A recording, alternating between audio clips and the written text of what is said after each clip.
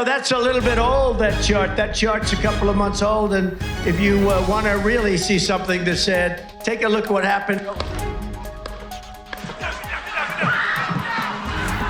Hold that in your head, it's bloody.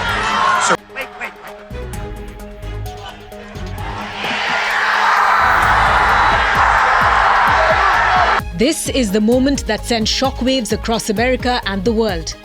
Less than 4 months before elections, former president and the presumptive Republican nominee Donald Trump was shot at during a rally in Butler, Pennsylvania. The FBI called it an assassination attempt, one which has turned the election on its head. Take a look at what happened.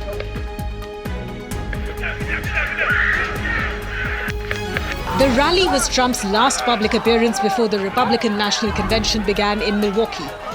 About 6 minutes into Trump's speech, absolute mayhem broke out. Some eyewitnesses spotted a gunman on a roof about 400 to 500 feet away from Trump. Then suddenly, 3 shots rang out, followed by a pause and 5 more shots in rapid succession.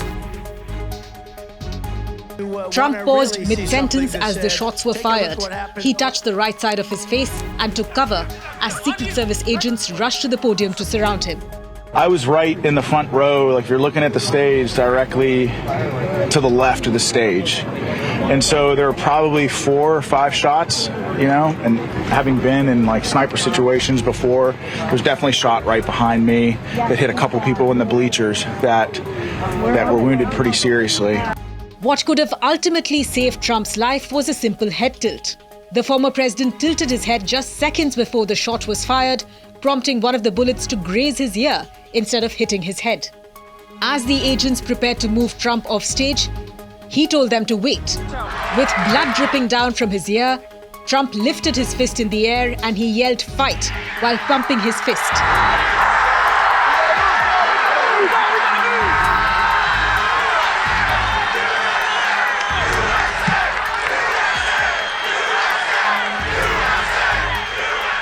This prompted a loud cheer from the crowd. The moment was an extraordinary illustration of Trump's political instincts. Even during such unimaginable chaos, he stopped and delivered his message and thereby left an image which will go down in history.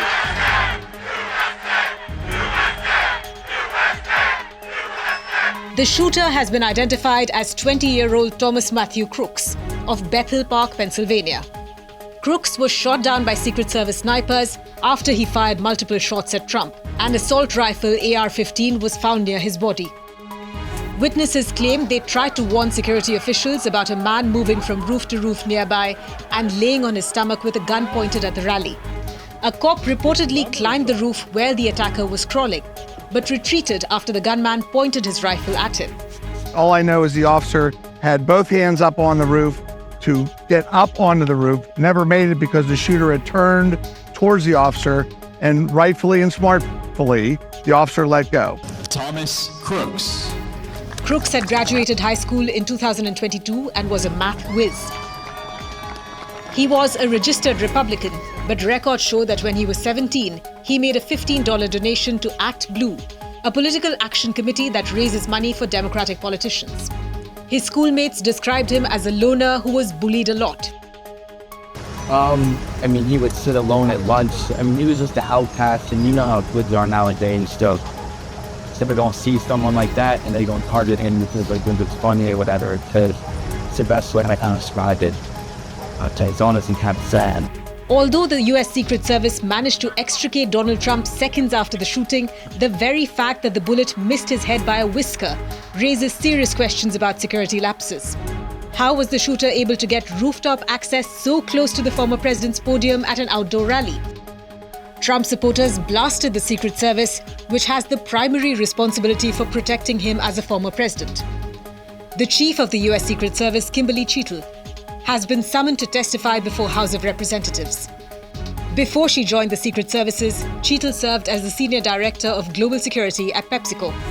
After the assassination bid, Tesla CEO Elon Musk mocked Cheatle's credentials and demanded her resignation. Replying to a post on X, Musk claimed that before being in charge of protecting the president, Kimberly Cheatle was guarding a bag of Cheetos. The attack was the first shooting of a US president or a major party candidate since the 1981 attempted assassination of Republican President Ronald Reagan.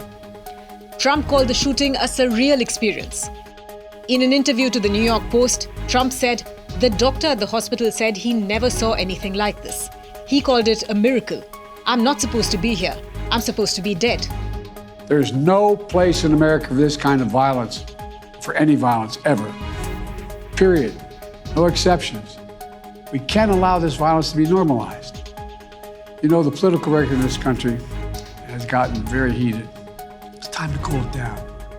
We all have... Joe Biden, who was already on the back foot due to his disastrous debate against Trump and a series of gaffes that followed, is now being blamed by Republicans for the failed assassination. Trump's allies will wring every possible drop of political capital out of the shooting. J.D. Vance, the top contender to be Trump's running mate, wrote in a post on X that the central premise of Biden's campaign is to project Trump as an authoritarian fascist who must be stopped at all costs. Vance claimed it was this rhetoric that led to the attempted assassination. Even before the shooting, Biden was already looking like a weak old man compared to Trump, who's only 3 years younger than him. But that contrast has only become heightened now. While Biden fumbles through debates and speeches and stumbles on stairs, Trump is the person who jumps straight up after being fired at by an assassin. So has Trump already won the election?